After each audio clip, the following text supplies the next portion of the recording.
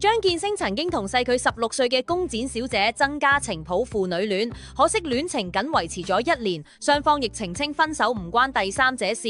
張建聲喺分手之後就移居咗廣州，喺女方生日嗰陣，佢仲出咗限時動態祝對方生日快樂。分手大半年，佢似乎仍未忘情。近日佢上載咗深夜飛車影片，見到一名着短裙嘅女子喺度揸車。片中嘅文字寫住：1年前嘅晚上，我兌現咗承諾，你考到車牌，我俾你揸車。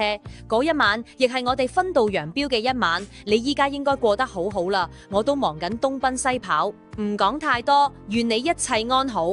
佢之後再訴心中情，應該講嘅說話應該早啲講，唔好等到失去咗先至講出嚟。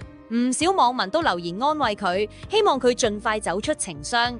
張建聲喺今年8月自爆2022年確診3種情緒病，包括廣泛性抑鬱症、焦慮症以及人格解離症。